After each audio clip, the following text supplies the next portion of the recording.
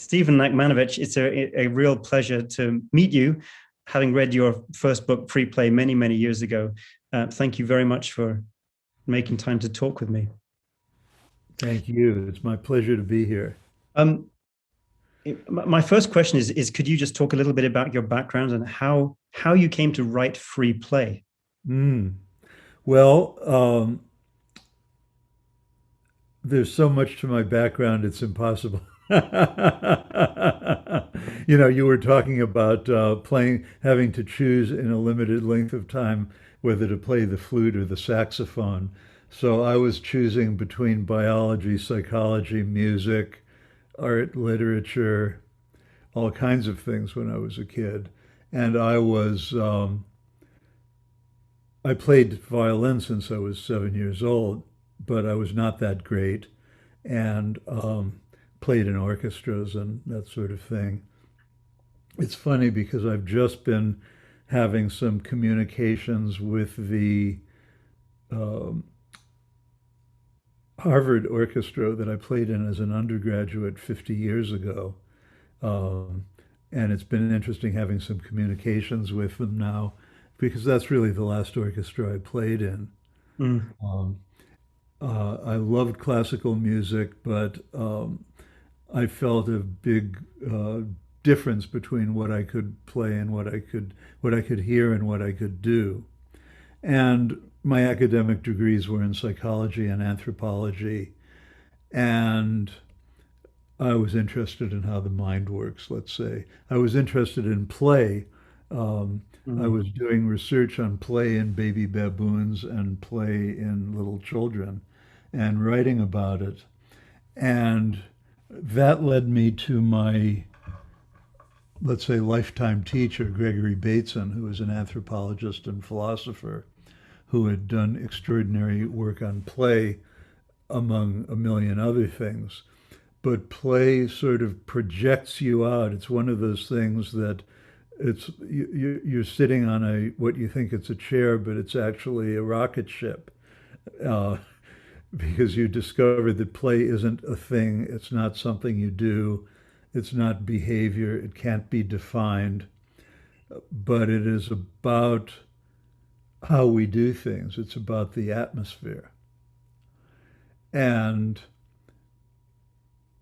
that led me deeper and deeper into studying art. And Gregory Bateson put me onto William Blake. And William Blake convinced me that you can't talk about the creative process, you have to do it. So the thing that I knew how to do was play music, but I didn't know how to jump from one to another. Mm. And when I was 25, I lived in Switzerland for a year as a high school English teacher. I got my PhD in the history of consciousness, which is one of the more unemployable PhDs in the world. And I met a Indian tabla teacher in Geneva and started taking lessons with him. So I started learning about the structure of Indian music. And I had already stopped playing the violin out of frustration, and I didn't have one with me when I lived in Europe. And then I came back to the United States and had a neck injury. And when I was recovering from that, I decided I had to play the violin again, which is insane because it's an instrument that you play from here. So Mm. if I were to hold it in any way, that would be suicide. So I had to undo everything I'd been taught as a kid and learn to play out of my body and learn to suspend the instrument in the air with almost zero force and learn to suspend the bow in the air almost with zero force. I'm doing this, and years later, I had a broken forearm here. Mm. So I've had injuries which would stop me from playing the violin and stop me from playing the bow. But this seems to be what I'm doing anyway. So as I was figuring out how to manage my relationship with this crafted object, I was concentrating on how I was playing, I wasn't concentrating on what I was playing. And after a few months, I suddenly realized that what I was playing was improvisation because I did not need composers anymore. Mm. I mean, I love composers, but I don't need them. And so that kind of set me on my path. And I was living in Berkeley, California at the time, and I knew a lot of dancers and theater people, and there was sort of a fermenting brew of interdisciplinary performance and art stuff happening in the Bay Area in the 1970s. Mm. So I found myself doing this kind of improvised concerts on the violin, working with dancers, working with theater, working with visual art, starting to do visual music. And All right, just keep. go right ahead. Cat is stuck in the cupboard. Ah, Can we start at the beginning? Stephen Nachmanovitch. So there we have it. Yeah. So anyway, so that's and at one point I went to a concert that Yehudi Menuhin was giving in San Francisco, and I went backstage and said hello and told him what I did, and he said, "Well, that's pretty interesting. Why don't you come play for me in my hotel room tomorrow night?" So I practiced a lot for 24 hours and went to his hotel room. So we talked all night, really, and became friends. And I met with him many times over the next dozen years or so. And so he actually encouraged me to write Freeplay. He said I should write a book about improvisation and about what I do. And of course, if you start thinking that you're going to write about improvisation and music, that's going to last about 5 minutes because it's impossible to consider improvisation and music without looking at how the mind works and without looking at learning and evolution and how we form words and what is freedom of expression. What is freedom? What are the limits of freedom? What do rules have to do with what you do as a free human being? And so forth. So that became the book Freeplay. And then after Freeplay was published, I spent many, many years traveling around giving workshops, master classes in improvisation at many institutions. And I became more and more interested in the interactive, social, interdependent dimensions of the creative process. And that became this next book, The Art of Is. Right. Now, when you mentioned, we began this conversation before you started taping, I mentioned that I have in my closet here a viola d'amore Yes. from 17. I guess I should bring it out. Let's do the show and tell. Oh, wow. So this instrument is a viola d'amore made in Prague in 1781. Wow. And it has, as we briefly touched on before we started recording, it's a hybrid instrument. Down on the bottom here, in between the main strings and the body, there's a row of 5 sympathetic strings and 4 main strings that you play on like a viola, let's say. Gosh. And it's really fun. And so this instrument is a hybrid between Indian and European culture, okay, because sympathetic strings were invented in India as a way of doing electronic music before electronics existed. And we talk now about globalization, but globalization has always been there. and the mixing and mingling of cultures has always been there. And there are a lot of dark, negative sides to globalization, but this is one of the bright sides to it. And there's lots of this going on. It's got, it's kind of chubby and it's got love handles. And instead of F holes, it has these holes that are called flaming swords. And as you mentioned, all these odd instruments, well, there's still lots of them being made of all different kinds, not just these odd instruments, but many, many kinds of hybrid, odd, peculiar stringed instruments, woodwind instruments, brass instruments, keyboard instruments. There's always been a huge plethora. At the same time, there we developed through the end of the 18th century and in the 19th century this industrial machine called the symphony orchestra. And in the symphony orchestra, there's four strings, violin, viola, cello, bass, and that's it. Mm. And somehow, and of course, the things that are done with these four instruments are absolutely marvelous. But in addition to the four, there are about 30 more stringed instruments just in Western culture, Mm. let alone when you start going to India, China, Japan, Persia, Africa, and so on. So all of these variants of craftsmanship and of relationship to sound have always existed. And at the same time, there's been this process of industrialization where you're taught that there's only a certain narrow range of instruments that are the instruments. Mm.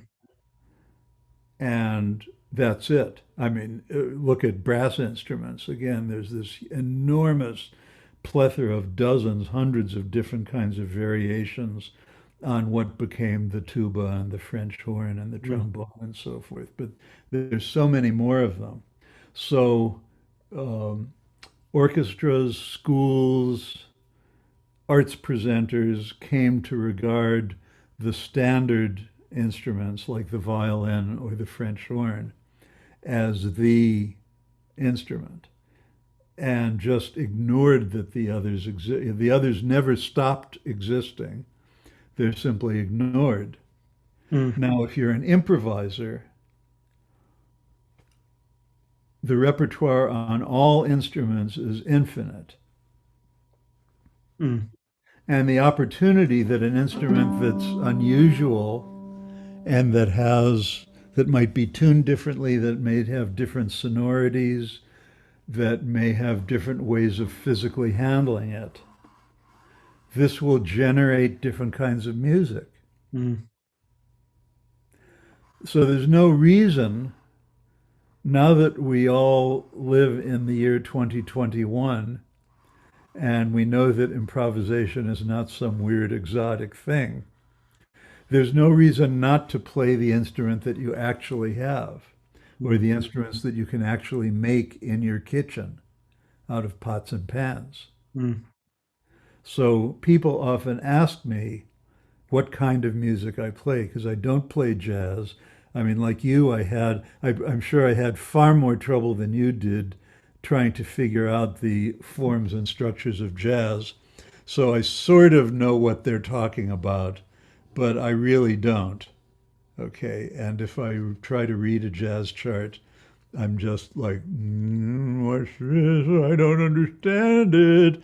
And even though I grew up reading Western classical music notation, I'm very clumsy and slow at written music, even though I have a lot of facility playing without a score. Mm.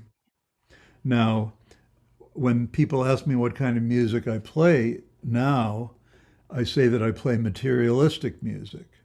Mm. We tend to regard materialism as love of money or as misplaced belief in the concreteness of a certain kind of reality, a certain view of reality. Um, but to me, what's interesting is the actual material. Mm. How does it look? How does it feel? How does it sound? What's it like when my fingers stroke it? What's it like when I touch it in different ways?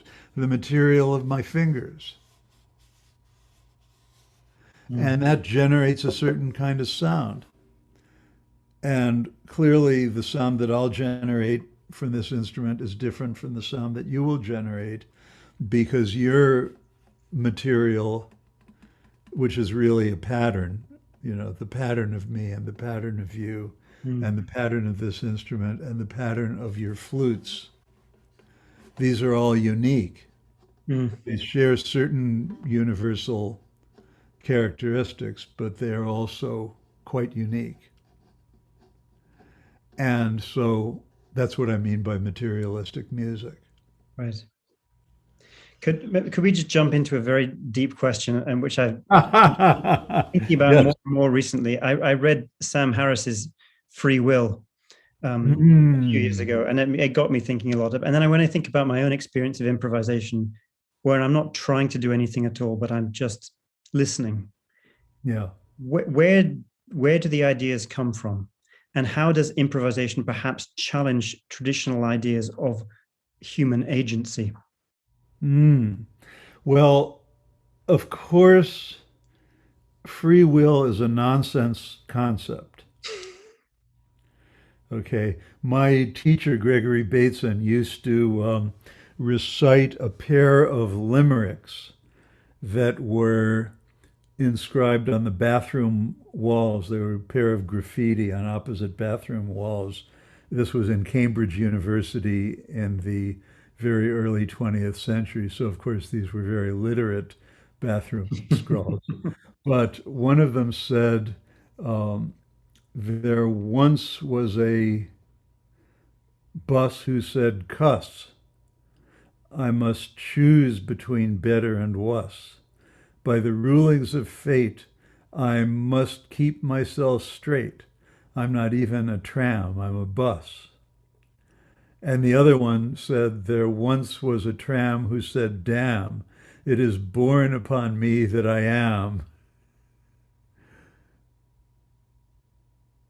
a creature of fate by my rule. I must, but by the rulings of fate, sorry, that is borne upon me that I am a creature that moves in determinate grooves. I'm not even a bus, I'm a tram. Mm. Okay.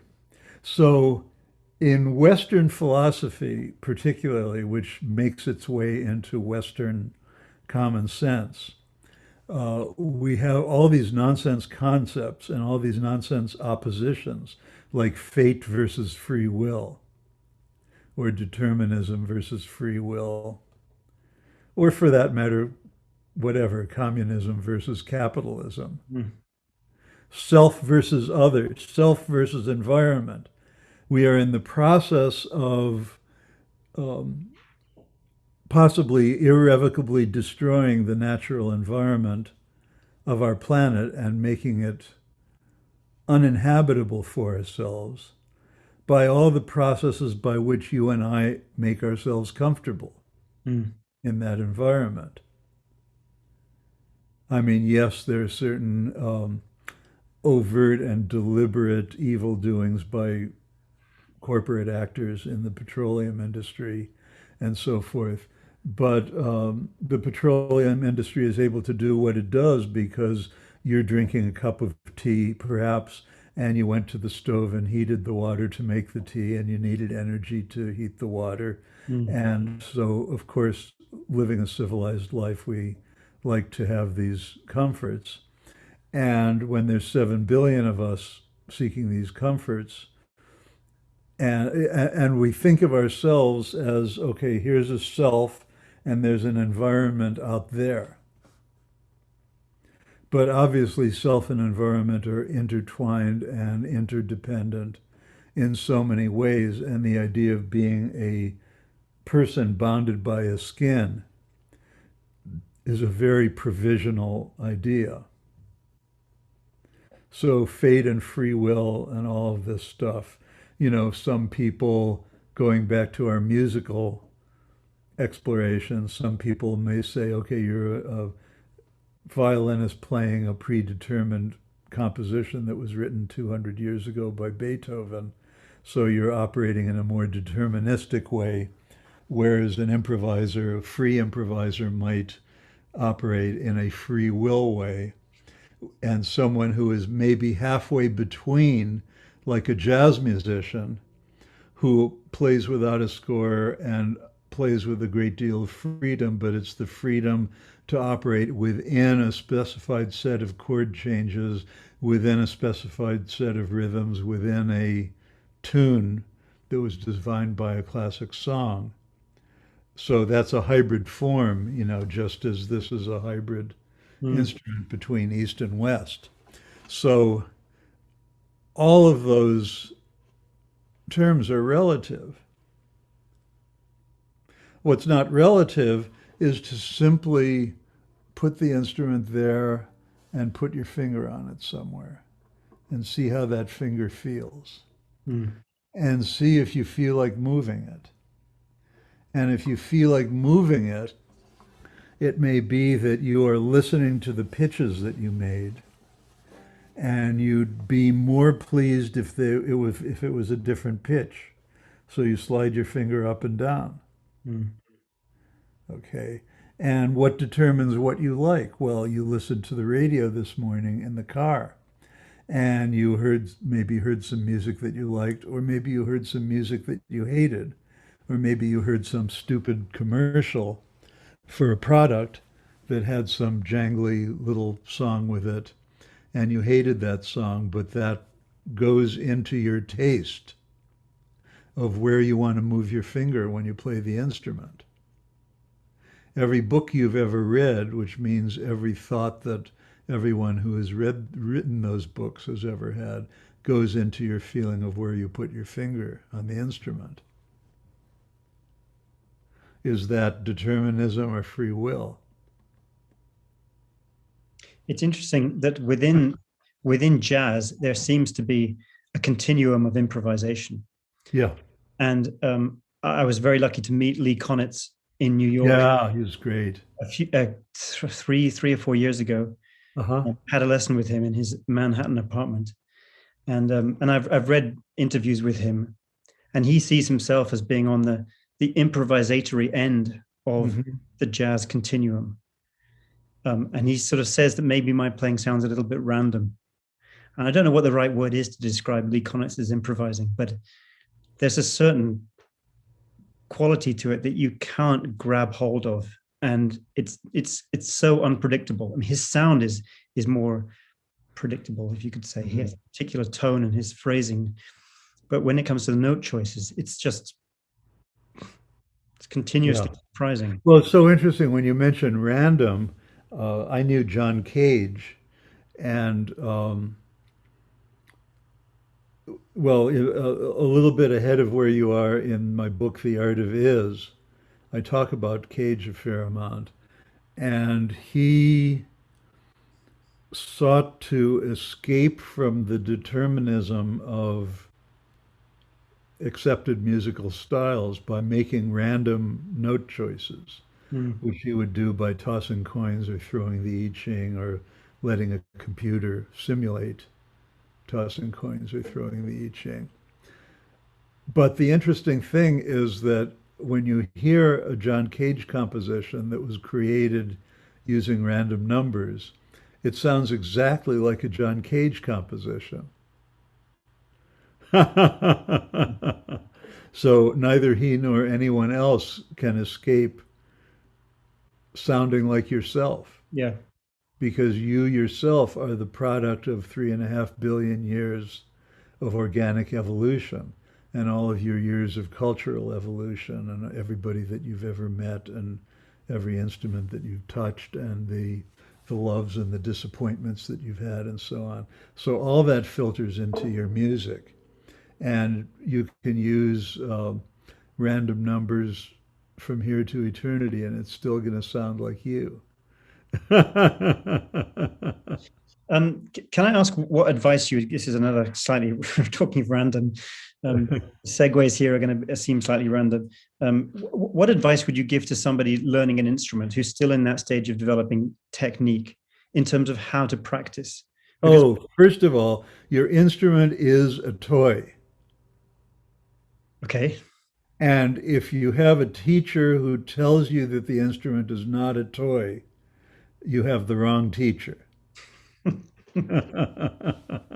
I mean, okay, this is an instrument, this is a kind of precious, rare, very delicate 250-year-old instrument.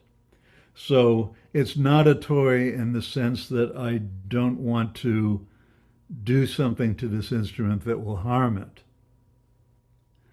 But it is a toy in the sense that as long as I don't harm it, I can play it with all sorts of materials in all sorts of ways, in all sorts of positions, do all sorts of things that it wasn't intended for.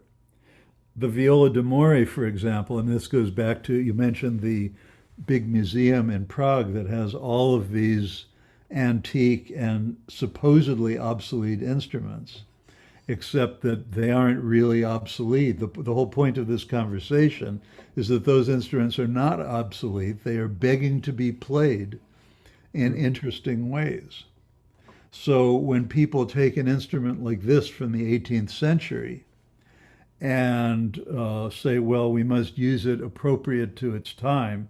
Well, appropriate to its time, there's a few dozen compositions written for the viola d'amore, most of which are kind of mediocre Baroque chamber music. A few of them are better than that, but there's not that much. However, the possibilities, whether it's composed or improvised, the possibilities of these odd hybrid unusual instruments as toys for making new music are infinite. mm, The sounds that you can get out of an instrument are infinite. And as an improviser, you have access to that infinity right away with whatever is available to you. And if you don't have some fancy flute or bassoon or viola or whatever it may be, you have pots and pans in your kitchen, and you have spoons, and you have the table, and you have the walls and the floor and your own body. So the instrument must be regarded as a toy. Now, in between, if you're still trying to learn what's traditionally called good technique on this instrument, okay, you will find that there's a certain balance point. There's certain pitches where as your finger slides up and down the fingerboard, those pitches resonate with the sympathetic strings. Or if you have a regular violin with no sympathetic strings, they'll still resonate with the other strings because they're related in the Pythagorean scale. You'll find that if you play with the bow, and drawing the bow at a certain angle with certain speeds at certain distances between here and here will give you soft sounds, loud sounds, gentle sounds, brash sounds, militaristic sounds, weeping sounds, and so on. So by playing, violinists spend a lot of time learning about where you're putting the bow between here and here. mm. And if you play a wind instrument, this has a lot to do with embouchure and breath and all of those kinds of things that determine the tone quality and the timbre of what you're playing. Mm. So the space between here and here, when you're learning to play at different volumes and with different levels of gentleness or stridency, those are toys. This space of 2 inches is a toy. When you regard it as a toy, then you become familiar with everything that it can do. And then in the more traditional sense of skill, you become more skillful at operating it. So how could teachers teach music or instrumental music, let's say, differently? Well, you have to be very observant and very much listening to what's going on with your student. And at the same time, of course, you want the student to be listening Mm, and observant to what is going around her or him. Uh, if a student plays a note, a tone, excuse me, there is no such thing as a note. There is such a thing as a tone. If a student plays a tone and the teacher wags their finger and say that's out of tone, that's out of tune, you have to play it sharper. mm, That's one kind of learning from which the student might not actually learn that much. But if the teacher says, that's an interesting tone, now play this tone a little higher and this tone a little lower, and look at how the other strings resonate or don't resonate. Or listen to the sound as it comes back to you in the room. Or listen to the bird outdoors. And what can you learn from the bird making its sound? mm, What can you learn from just being quiet in a room and listening to these small, supposedly random sounds in the room? You know that film 32 short pieces about Glenn Gould, 32 short films about Glenn Gould? mm, So there's that wonderful scene right at the beginning where his mom is teaching him, it's the baby Glenn Gould, and his mom is teaching him to play the piano. mm, So he's sitting there, he's this little tiny kid, and he's sitting in her lap at the keyboard, and he uh, puts his finger down on the key and gets a tone.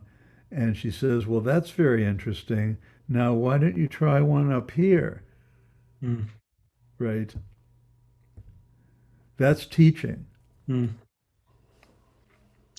Um, what are the differences between sight and hearing?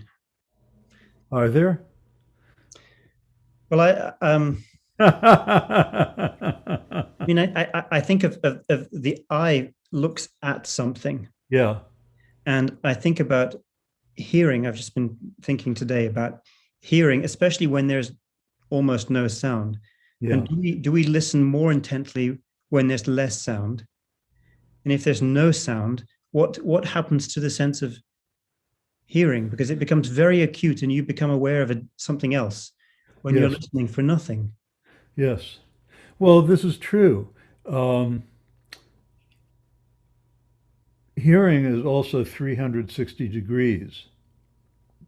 Sight is almost 180, but not quite. Mm, But you can hear sounds behind you. When I teach workshops, people are sitting in a room. Of course, now during the pandemic, we're all alone in our rooms. mm, But before the pandemic, there might be 10 of us or 100 of us sitting in a room. And up in the hallway, 2 floors up, somebody who has nothing to do with this class is closing a creaking bathroom door. mm, And we hear that sound, and it's quite interesting. And the quieter we are, the more we hear that sound. mm, And what we're hearing about that sound is not only the quality and loudness of the sound, but we're also hearing that it's like 317 degrees up, back at that angle on the next mm, floor up. We have a profoundly spatial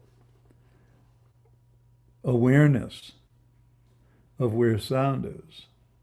mm, And so you sit in a room like that with a bunch of students for 10 minutes, and how much are they hearing? It's extraordinary. You can write whole novels over how much they're hearing. mm, Now, in traditional chamber music or orchestral playing, they say that if you can't hear your partner playing, then you're playing too loud. Mm. So, to go to the point that you were making, the less total sound there is, the more interest we're able to take in the quality of the particular sounds. Mm. And then we're able to imitate them or invert them or connect them in various interesting ways. Mm. Um, there is, and of course, I'm speaking from the bias of an improviser here, because I have friends who are adept at either composing music or playing composed music, who operate with a very different relationship to sight and relationship to sound, that it's very easy to see the symbols on the page and hear the sound right away. Mm. And that's extraordinary. It's also very interesting to look beyond the symbols out the window to the treetops and see that staff and play it. Mm. What do you think? I don't want to put words into your mouth here, but so what's the impact on a young instrumentalist when on day one the teacher opens a book and starts explaining what the instructions mean in terms of that student's awareness of possible awareness of improvisation, for example? Well, I think the books are important and what the symbols mean is important, but I think it may be better if they come after the ability to make sound. Mm. Right. That sometimes you can be, because also there's a kind of direct progression from the simple symbols in the instructional book all the way to Beethoven and Scriabin and Messiaen and Mm. all the wonderful composed music out there. So it's easy to become intimidated and say, well, you're not ready for that yet. Whereas it's so interesting to be able to make sound and then to learn, well, there's this person, Beethoven, who made these sounds quite some time ago, and those are still really, really interesting sounds. Mm. And how did he make them? How did he make them as a deaf person? That's pretty interesting. Um, how can you manipulate those symbols for yourself? So manipulating, understanding and manipulating the symbols is really great, but I think it might be better if it comes a little bit after the child's ability to make sound. Of course, I had there was a chamber music conference that I was teaching at for a number of years. And the players were very skilled amateur players. They were doctors and lawyers or whatever in their normal life, but dedicated chamber music players. And there was a faculty of professionals who taught them. And the faculty would have meetings, and so the students would be set. So I was like the weirdo because I was teaching improvisational chamber music, and I would have a quartet that would play in the concert next to the Beethoven or the Poulenc or whatever. Um, so one of the things that the faculty did at their meetings after they'd heard the students play for a while, they would have a meeting where they would give them not grades in the letter grade sense, but in the sense of well, a student with more elementary skills might be put into a group that's playing Mozart, and a student with more intermediate skills might be put into the 19th century group with Brahms. And the student who's really advanced will get the Schoenberg and the Elliott Carter and the contemporary music, or Mm. what was then contemporary music. And so there was this man who was in my group, one of my groups, And he was a violinist. He was an incredibly fluid player. He just could make every conceivable extended technique. He listened sensitively to others and responded and supported them. He was fantastic. Okay, and he also had real fluidity, up and down the keyboard, up and down the fingerboard, and was able to do what sounded to me like very advanced extended techniques on the violin. And then I was absolutely surprised when the faculty was discussing this man and they put him in the Mozart group, saying that, he's elementary. Mm. And I realized that he was elementary from the point of view of notation. Right. That in terms of his facility with notation or his facility at translating notation, I mean, I'd be in that group too, because I have very poor facility with notation. So, so they didn't see, those who were dealing with notated music didn't see the musicality and the sensitivity of this particular player. But Mm. it's another, we're simply looking at people on different dimensions and different kinds of skills and intelligence. Because, of course, what you can do with that notation, Mozart through Brahms, through Schoenberg, through Messiaen, through whoever, is extraordinary. And it's great to be able to do that. But that's one of the dimensions of musical development, not the only one. Mm. I've got a question about recording Ah, and improvisation. Do you record your improvisations? Do you enjoy listening back to some of them more than others? oh, Do you, yes. okay. So and then do you enjoy listening to, famous improvisers and some of their recorded improvisations? And how does the listening change as you hear something more than once?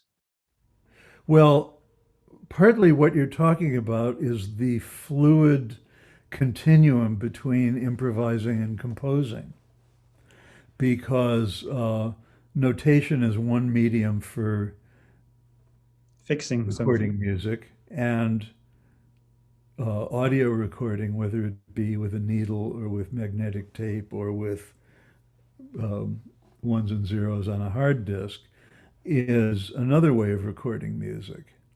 Mm. And I like to talk sometimes about Guido and Tom.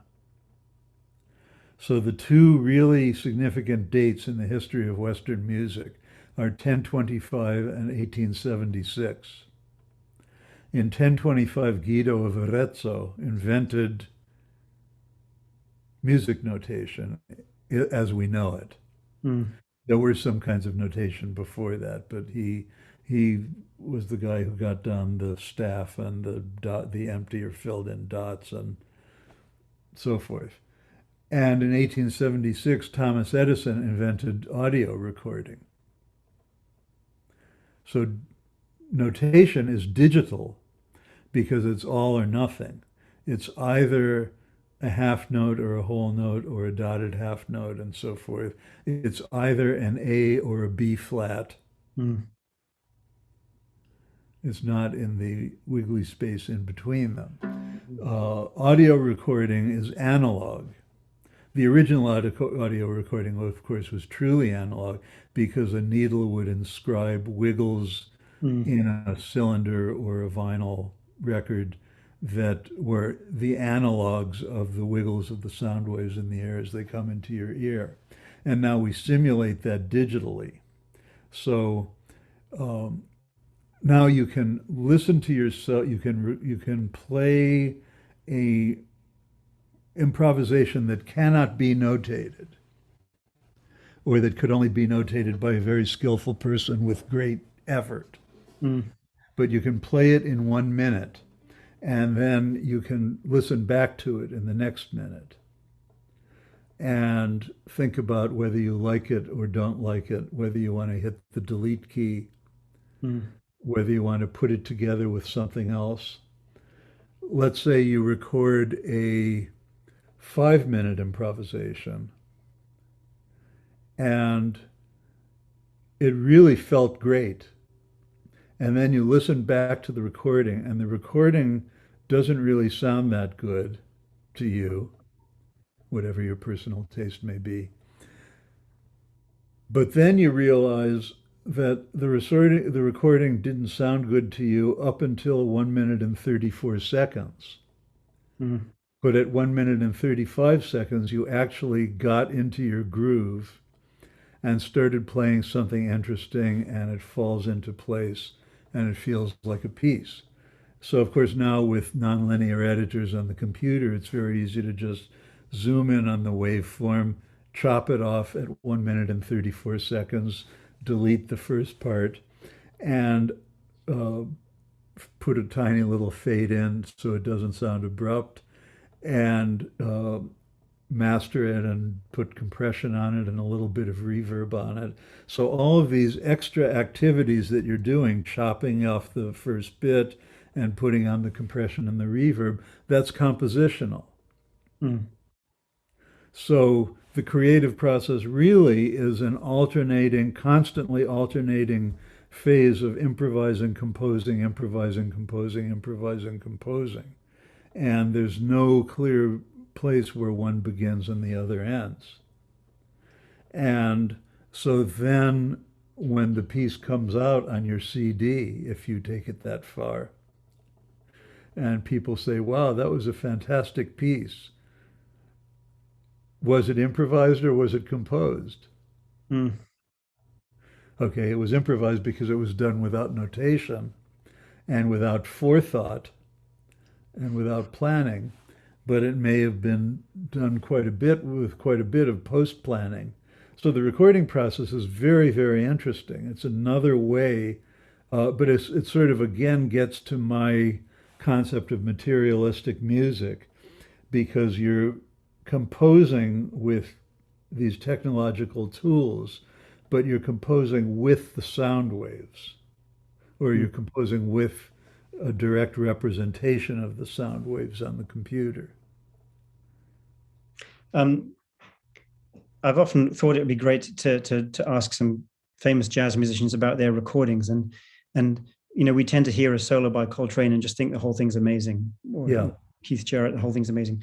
But to get that particular player's perspective on their own work, it would be interesting to hear somebody like Keith Jarrett say, "This is one of my favorite solos," and Mhm. at this moment, something's happening between the three instruments.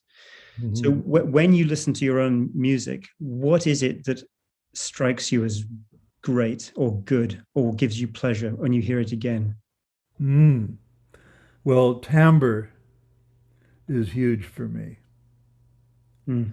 When you get that certain tone quality, whether it's in your voice or your instrument or the room or the microphone or the way they all connect, Mm. that's really important to me. Um, there are some sessions that I've had with other musicians. I mean, one thing we haven't talked about yet is collaboration Mm. and improvising with others. But I tend to be a very visual improviser, in the sense that if I'm playing with you, I tend to be like looking right in your eyes, and we're locked onto each other and we're connecting, Mm. and we have all these subtle signals of breath and flow of, okay, now it's coming to an end, now it's slowing down, now it's getting more energetic, all these kinds of phrasing things. Um, but I remember playing with a friend who was totally off in his own world with his instrument, not looking, didn't really seem to be listening that much. He was just dirtling, dirtling, dirtly, dirtly in this way that struck me as kind of boring. It was a way that struck me as interesting at first, but then it was boring and repetitive. But I couldn't stop the piece because we were playing together. And so I just kept playing along with him. And it felt to me that the piece was much too long. And we finally did lock onto each other for an ending. Um, But then when I listened to the recording, I found it absolutely fascinating. And Right. I realized that this constant um, repetition was a lattice work that I could climb around Mm. and do all kinds of interesting things on, and that we were actually doing interesting things together.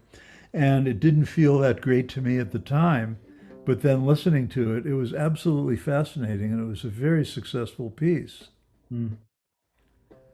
So sometimes you don't know. That's actually another thing about recording that's interesting because, to the extent that there, of course, nobody can define what's a good or bad improvisation, or for that matter, what is good or bad composed music, but you certainly know what strikes you as being good, Mm. and you often know why, even if another person may have different tastes.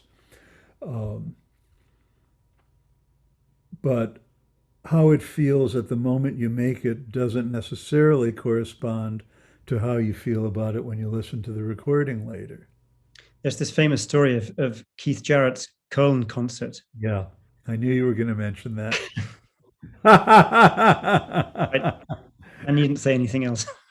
No, go ahead, say it for our listeners who don't know it. Well, yes, they supposedly delivered the wrong piano. He had hurt his back pushing his car. Apparently, a few months earlier, he was in a lot of pain, wearing a back brace. Um, it wasn't a great piano.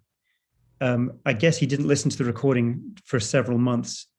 I'm not sure how long it was before he listened to it, but it turns out to be one of his finest improvisations ever that came Yeah, into the midst of yeah. suffering and doubt. And this is just an awful situation to be in. Nothing good's going to come out of this. Disgust. It came out of a feeling of disgust. And it's not only one of his best improvisations ever, it's one of the best improvisations ever. It's extraordinary. But Mm, of course, that then the trap of recording is that when this became one of the most popular records in history, people kept wanting him to do something like that again. And of course, he did not like that idea at all, and rightfully so. Um, so it's fascinating. Our mm, relationships with, in the art of writing, I mean, I experienced this. It takes me a very, very long time to write anything. mm, And very often I will have had a really ecstatic moment 15 years ago writing some paragraph. I can just remember exactly where I was and how I felt and what was going on, and all these insights just came together in a nice little package, and the wording was fantastic, and isn't this great? And so this became the nucleus of some big project. mm, And then I would read it back years later, or other people would read it and be confused. And it was clear that there was a problem there. And then I would eventually discover that the problem was that very paragraph that I had so much fun writing. And the fun was legitimate, but it turned out that that's when I was discovering something. But then when I discovered it, I didn't need to leave that paragraph there. It's like when mm. you're building a building, you need the scaffolding. But when at a later point it's time to take the scaffolding away. So it gets to be so painful to cross out something that you really had pleasure making. Mm. But then after you cross it out, the edges just seal together and it looks so good now. And you realize, God, what a fool I was to be so attached to this paragraph for 15 years. And whew, now it's gone. And So this, I mean, this is an interesting aspect also because there's improvising and time, because we think about improvising music as this very immediate thing in the present moment. But as soon as you bring up the subject of recording, that brings time into it. And when you bring up writing, that brings other kinds of time into it. And improvising can take place over long, long periods of time. mm, And In fact, that moment where you pull the support out from the 15-year-old paragraph and delete it, that itself is an improvisational moment. Mm, There's that ecstatic moment of hit that delete key, it's gone. So that's an instant improvisational moment, but it's in reference to a 15-year process. mm. Um, Leonard Mayer wrote a book, Musical Meaning, or I've forgotten the exact title, Yes. and he talks about musical meaning being about the disruption of expectation. Yes, that's very good. Yeah. So it's fascinating that it's only in the live experience really that the listener's mind is listening and interacting and imagining what's going to come next, and is a partner in the creation of meaning as you're moving through time.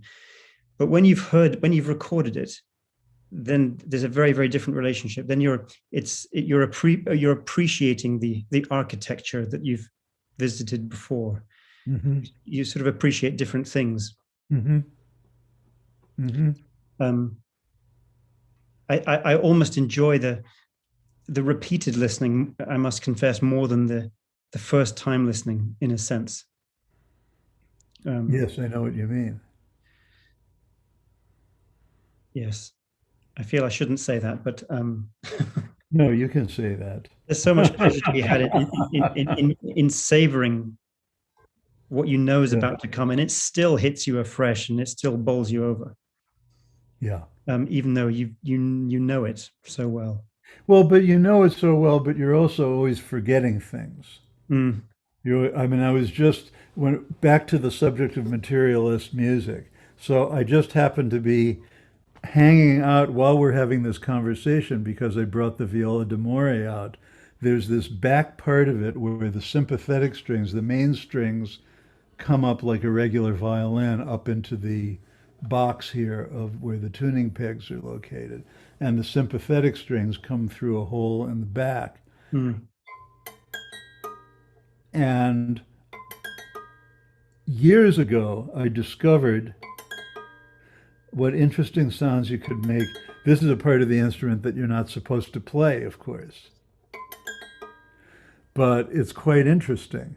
mm, And I completely forgot about it until now. And now I remember it. I used to know it, I forgot it, and now I remember it again. mm. Just like novels that you reread. So you re listen to music that you think you know well. Mm, And part of the pleasure is hearing it as though it was for the first time, even though you heard it 100 times, mm, because of we have brains that forget and then can be reminded of stuff, and that is a pleasurable feeling. mm. Could you say something very, I don't know how much time you have, about procrastination and addiction? Because I was reading Freeplay Yes, again, and it suddenly struck me that these are two of my big challenges. yes. Um, Welcome to the club. That's what I have to say.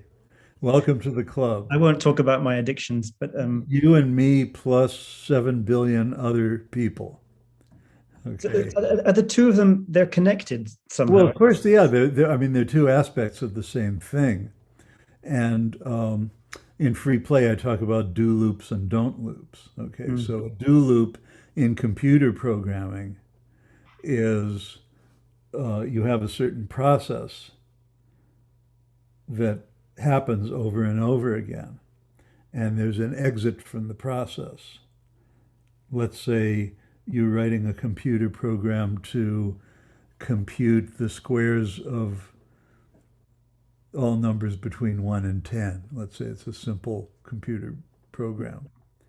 So the do loop contains the process for computing the squares plus a test for the exit condition. Have we gotten to 10? Are we more or less than 10? mm, And so the loop goes on 10 times, and then the now we're more than 10, so you exit the loop. Human beings eat food or drink wine or whatever. And so for a person who's not addicted, uh, you eat, you have a satisfying meal, you are satisfied, you stop eating. Mm, You have a glass of wine, it's pleasant. Now you put the glass down and you're not drinking anymore. mm, So that's like a do loop with an exit condition. But of course, you can have all kinds of disorders that take place when the exit condition malfunctions and you keep doing it, you keep drinking the wine forever, even if you're falling on the floor and getting into accidents and losing your job and mm. all kinds of things like that. And procrastination is a don't loop.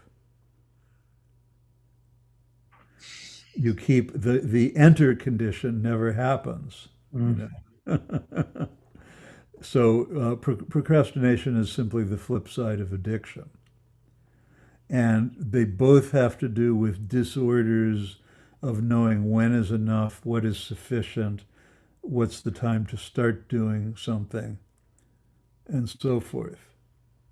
Uh, if you feel that a task of whatever it may be, writing, let's say, is going to be an endless morass that you'll never get out of, then you'll fear to start it and you won't start it.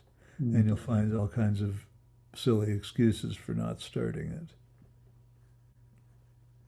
Perfection is, of course, one of the bugaboos here, mm, because if you fear that you can't start something, and it goes back to what we were talking about teaching children and learning musical instruments as toys. If you learn musical instrument not as a toy, but as okay, this is a tool that certain very great virtuosi have played to perfection, and you shall emulate their perfection. So, of course, this sets a pathologically high bar mm, for you to even start. Why would you even want to start practicing if you know you're never going to be up there with mm, the giants, mm. whatever up there means? Right. The final topic is a big topic, and many years ago I read Eric Havelock's preface to Plato, and Oh, okay. that set me on the path of orality. Walter J. Ong, lots of people. Um, what struck me about this preface to Plato is that he, I think, from my understanding, he was trying to say that the technology of writing completely transformed our brains. Mm, It reformatted our brains, and the world of orality was gone in a sense once writing had reformatted our brains. And I began to think, well, what did music notation do to our brains? mm. And is it possible to talk about improvisation as a universal concept without taking into account the fact of musical literacy? Well, musical literacy still only applies to portions of Western culture.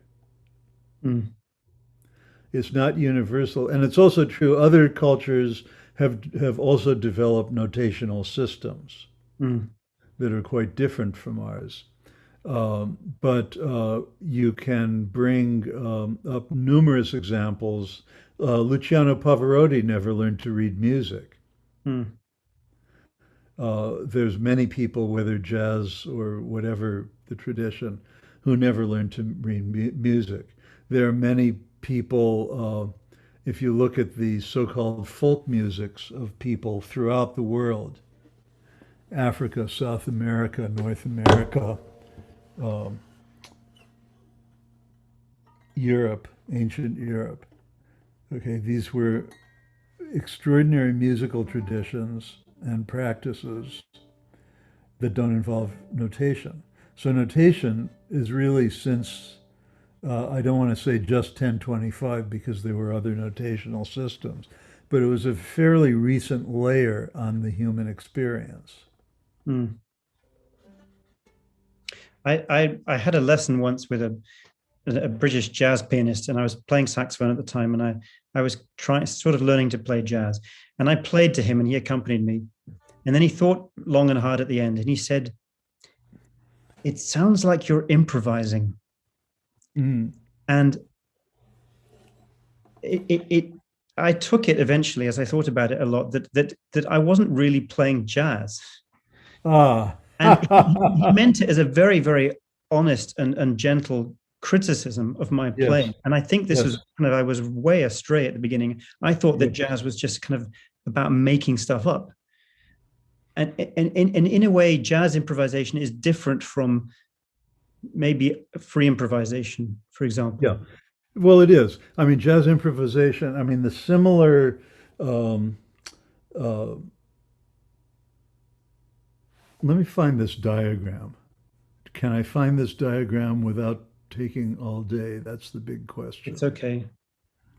Share screen, and the screen that I'm sharing is this one. Can you see that? Yes. Okay. So that's my diamond diagram of improv and composition. So at one end you have more structure. You have at that end strictly following a score. Someone is playing the Beethoven Violin Concerto, which has been strictly scored for 200 years. Of course, then there's cadenzas, but we still value that performance by the extent to which she puts her individuality into the Mm, playing of those tones. So even strictly following a score, unless you're just talking about MIDI, is bending the score and giving it a personal flavor. At the other hand, you have total spontaneity, free jazz, anything goes. I have a caricature of 11 guys standing up on stage with wind instruments madly tooting and hooting without listening to each other or paying attention to the other people at all. But even then, they can't help listening to some degree. mm. Okay. This is a fascinating continuum, especially the left-right one, because I once read Ravi Shankar's one of his book, and he said that what struck him about his own ability to play within his style was his ability to improvise. And it struck me that in his conception, within that style, there was a continuum of improvisation. Whereas from a long way away, we think of, okay, Indian classical music is here on the continuum and free improvisation is there and bebop is there. But within each style, there is Correct. there is another continuum of Exactly. there's freedom within everything. And there's Exactly. Exactly. and you think So the middle part of this continuum at the top when I talk about received structures, so you have jazz. I mean, jazz and Indian raga playing are have a certain formal similarity because they each involve very traditional received formats.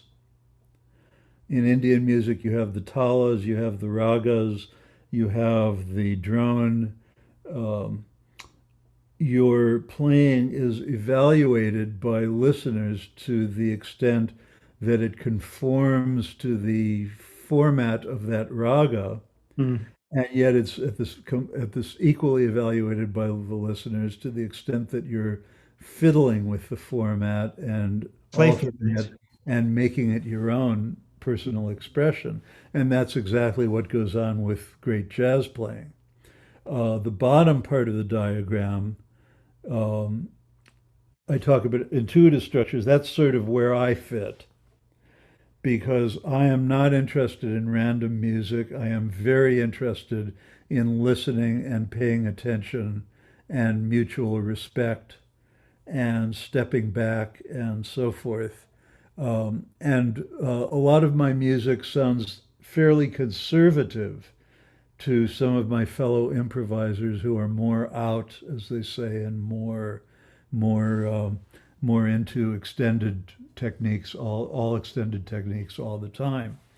Um, so I'm somewhat conservative compared to them, even though I'm doing only and actually what I want to do, because I don't have the attention span to remember instructions, even if I wanted to. But the structures that I do adhere to are intuitive structures that arise from the moment, Mm, back to the materialistic music, from the way the instrument feels, from the way the audience feels, from my limitations, from the limitations of the injuries that I've had, mm, from the limitation of the time. right.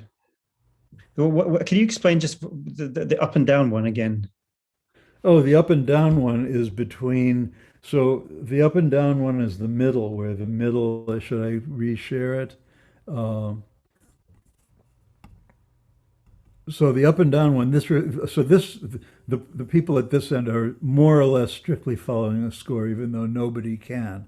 And Mm, these are the people who are more or less doing whatever the heck they want to do, though mm, nobody can do that either. So the middle is where you're kind of in the hybrid middle zone between structure and freedom. right. And so where does the structure come from? Does the structure come from what your mentor taught you in Indian music, or what John Coltrane did?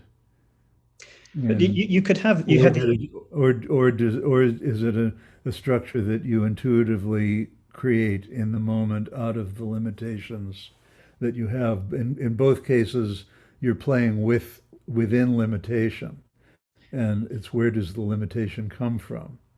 but I mean, within free jazz, you have people who just sound very cliched, and Yeah. then with musicians, the greatest classical musicians, bring an improvisatory quality to their reading of Yes. famous Yes. works. Yes. Exactly.